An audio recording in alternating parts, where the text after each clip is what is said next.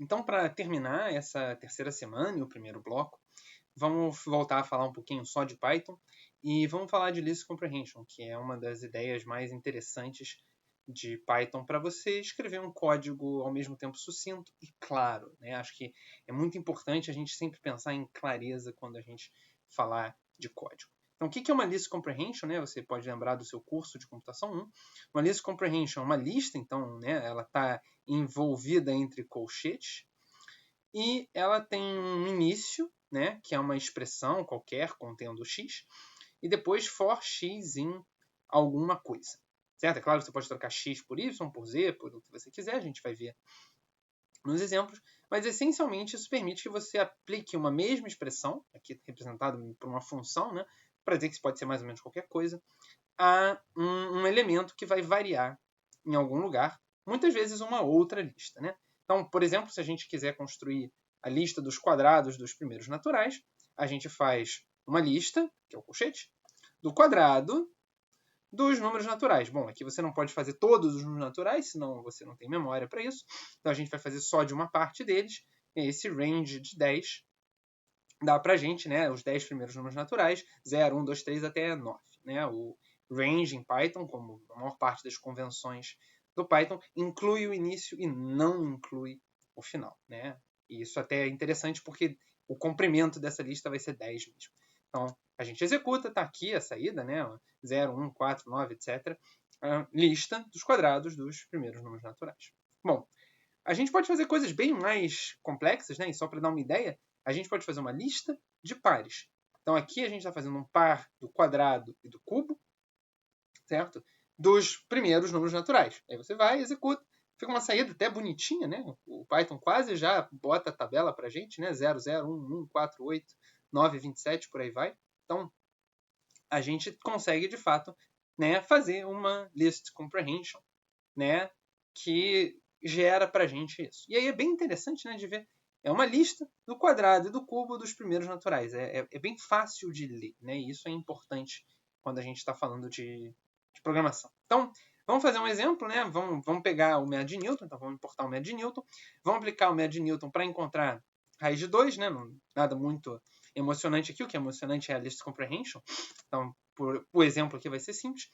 E aí, o que a gente vai fazer é calcular as raízes pelo método de Newton para calcular a raiz de 2 e a gente vai variar a tolerância, certo? Então, eu vou variar a tolerância vai ser 10 elevado a menos n, e eu vou fazer a tolerância variar nos primeiros números naturais também. Né? Então, aqui eu vou fazer a lista das raízes retornadas pelo método de Newton quando eu vario a tolerância em x, ou seja, o tamanho do passo quando o tamanho do passo fica menor do que essa tolerância em x, a gente sai. Aí eu executei, então ele rodou isso, ele rodou essa função aqui 10 vezes, certo? Essa daqui é a expressão, né, f de x, repara que aqui x não é x, é n, né? E a sua função é uma expressão bem complicada e o n aparece ali. E a gente pode agora ver quais foram essas raízes. Então tá aqui as raízes 1.5, 1.41666, 1.41421568, 1.414235, não sei o que lá. Então esses números vão mudando, né? Enfim, aqui muda de novo. Então a gente pode ver que nem sempre quando você muda a tolerância em x, você para num lugar diferente, certo? Porque uma vez o passo foi de um tamanho, da próxima vez que ele for menor, ele pode passar de várias escalas, que foi o que aconteceu. E aí, uma coisa interessante que a gente pode fazer é essa list comprehension aqui, né? A gente vai ver o erro que há, né, na função. Então, a gente pega a raiz ao quadrado menos 2, né? Ou seja, estamos vendo quão longe essa raiz está do quadrado dela, C2, e a gente vai fazer isso para cada uma das raízes. Então, a gente vai pegar essa lista das raízes, vai calcular o quadrado de cada uma delas e vai subtrair 2. E aí a gente vai obter uma lista dos erros, certo? Então, o primeiro erro em y, né? Nesse sentido, de que a gente está calculando a função no x e vendo qual é o erro. Então, o primeiro é 0.25, o segundo é 0.006, o terceiro é 6.10 a menos 6, o quarto é 10 a menos 12, e ele fica um tempinho aqui em 10 a menos 12, provavelmente porque, né, o passo foi tão pequeno que ele não precisou mudar. E aí depois, né, ele vai e faz o último passo e fica com um erro 10 a menos 16, que é bem pequeno. Né? A gente já está praticamente chegando na precisão do computador, como vocês devem lembrar, né? Esse E a menos 16 é um sinal disso. E uma outra coisa interessante é que dessa forma é bem mais fácil de ver quando é que tem uma transição ou não, né? Do que esses números aqui, que a gente vai olhando, né, os expoentes que vão mudando.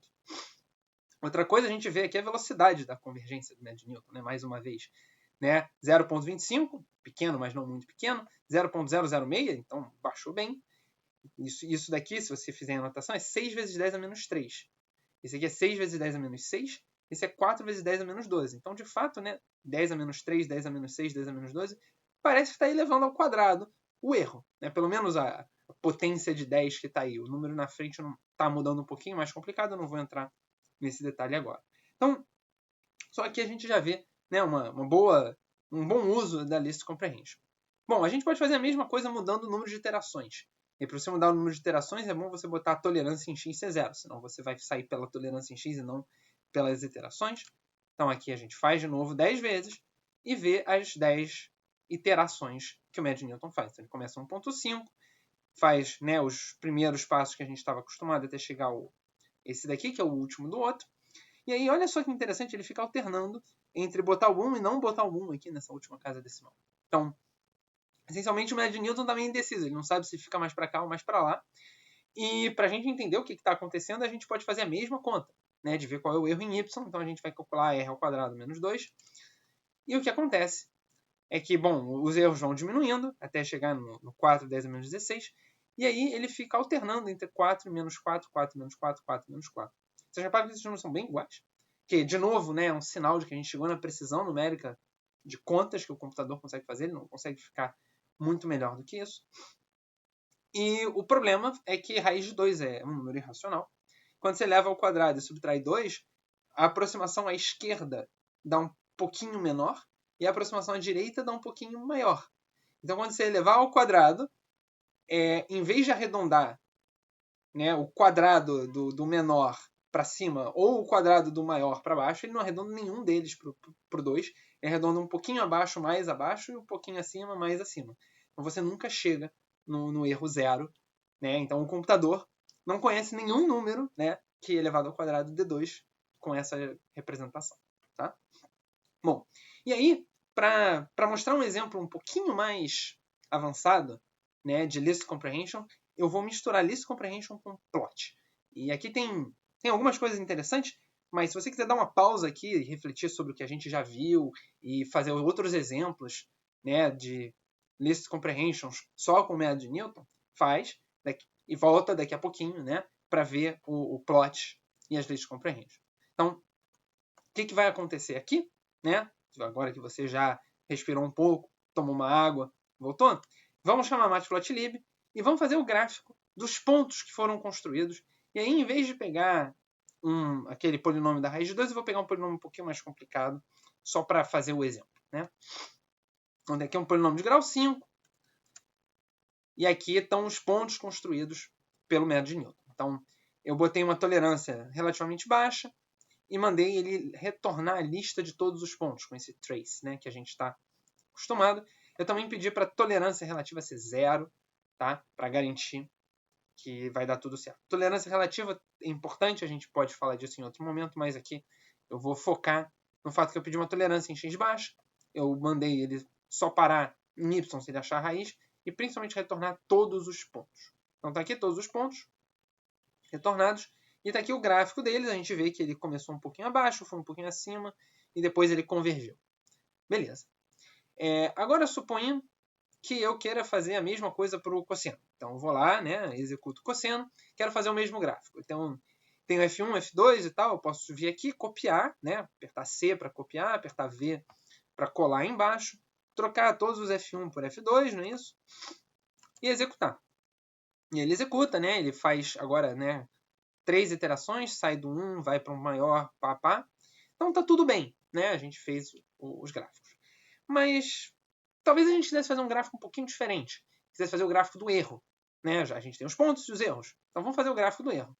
Então a gente vem aqui, copia, e agora a gente quer fazer o erro. Como é que é o erro? O erro é... Eu vou pegar o ponto, vou calcular f do ponto. Então para cada um dos pontos, né? For p nos pontos, eu vou calcular F nos pontos. Então, vou botar F1 de P for P nos pontos. Então, aqui está uma list comprehension, certo? Dentro do plot, que é a list comprehension dos erros, certo? Então, você vai, e aqui, né, você começa com um erro -1, tá, e chega em 0, como você esperava para o método de Newton converger. Bom, agora a gente pode fazer a mesma coisa para o outro, né? A gente copia, cola, troca F1 por F2, F1 por F2, não esquece de trocar esse F1 por F2 também. Então, o erro começa lá, fica um número negativo e depois vai para o 0. Então, tá tudo muito bom, né? Mas a gente está fazendo meio copy-paste demais. Isso não é legal. Então, para a gente fazer uma coisa um pouquinho mais interessante, vamos fazer uma lista da F e das DFs que a gente quer fazer o gráfico. Então, vou pegar F1 e DF1 e F2 e DF2. Então, criei uma lista com pares das minhas funções que eu quero usar. Então, eu quero fazer um gráfico para o primeiro par e um gráfico para o segundo par. Então, como é que eu faço isso? Eu vou iterar nessa lista. Então, for F e DF nessa lista, certo? Eu vou criar os pontos, fazer o plot e botar o título. Então, deixa eu copiar essa parte aqui. Certo? Aí identar direitinho. E agora a função se chama f e df. Na primeira iteração, o f e df vão ser o f1 e o df1. Na segunda iteração, vai ser o f2 e o df2. Então, isso aqui faz o gráfico para a gente, né, dos erros em cada um. E a gente vê que ele chega no 0, um em 3 iterações e o outro em 5. Ótimo, né? Bom, qual é a vantagem da gente ter feito isso? Primeiro é que agora a gente pode pensar, poxa, essa escala pode ser que não tenha tudo, né? A gente vê que ele está chegando em 0, mas quão rápido?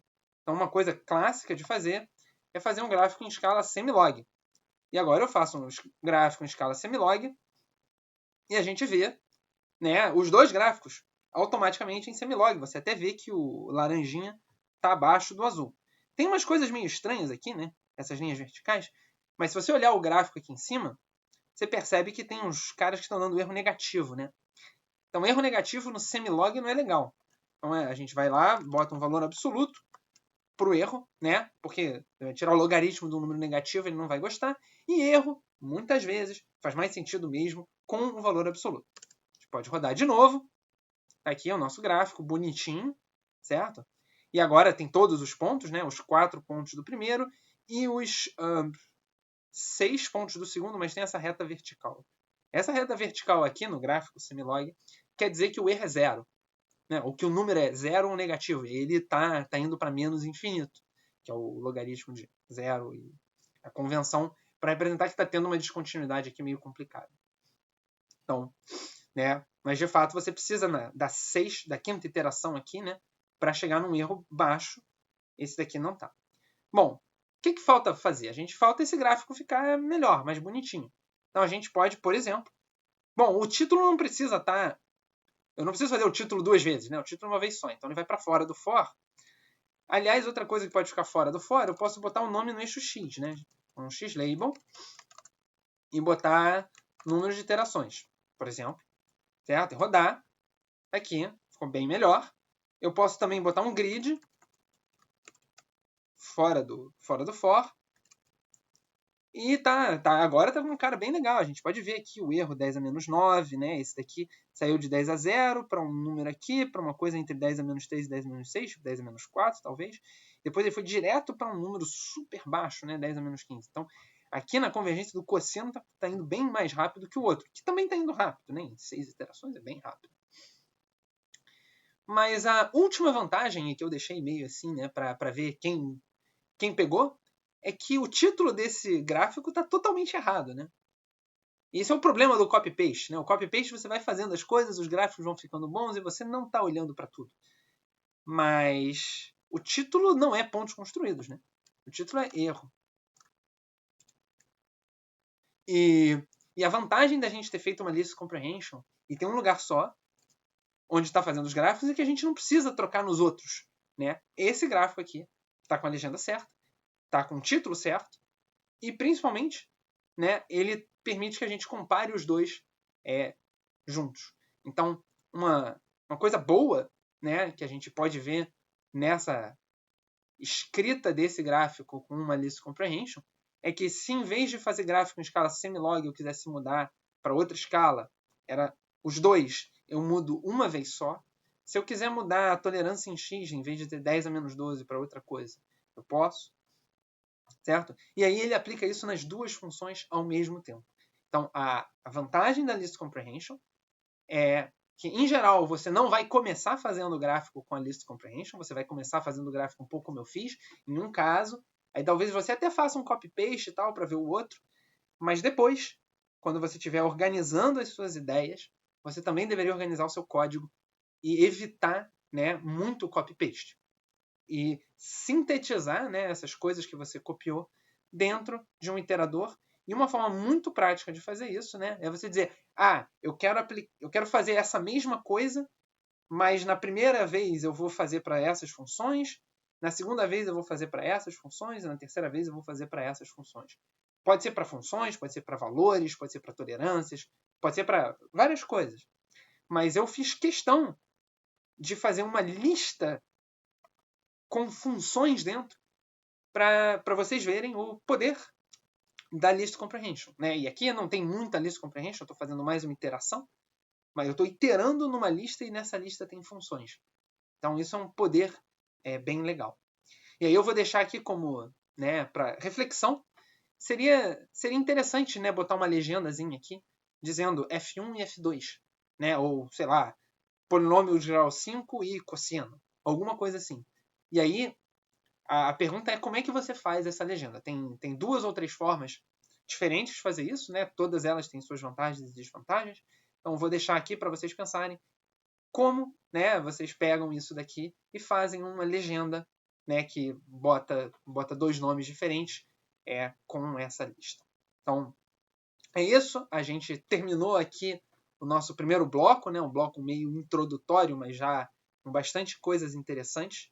E a gente se vê no próximo bloco, quando a gente for falar de derivação e integração numéricas, né? Que vai ser mais uma ocasião da gente fazer mais gráficos, né? A gente vai ter bastante coisa para fazer.